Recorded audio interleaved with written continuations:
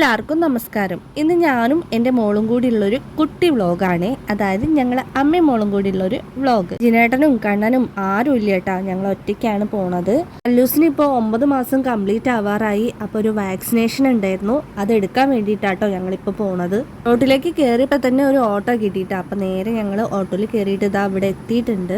11 മണിയെന്നായിരുന്നു കേട്ടോ നമ്മളോട് പറഞ്ഞ ടൈം. ഞങ്ങൾ അവിടെ എത്തിയപ്പോഴും ആരും അവിടെ എത്തിയിട്ടില്ലായിരുന്നു. ഞങ്ങളായിരുന്നു കേട്ടോ ആദ്യം എത്തിയിരുന്നത്. ഉച്ച കഴിഞ്ഞപ്പോൾ ഇതാ ഓരോരുത്തരായിട്ട് എത്താൻ തുടങ്ങി. പിന്നെ നല്ല ആളായിട്ടാ. പിന്നെ കലൂസിന്റെ വെയിറ്റ് ഒക്കെ നോക്കിയിട്ട് കുറച്ച് നേരം അവിടെ ഇരുന്നിട്ടാ. ഇവര് നഴ്സുമാരെത്താൻ ഇത്തിരി ലേറ്റ് ആയിട്ടുണ്ടായിരുന്നു. അപ്പൊ കുറച്ചധികം നേരം ഞങ്ങൾ അവിടെ ഇരുന്നിട്ടാ.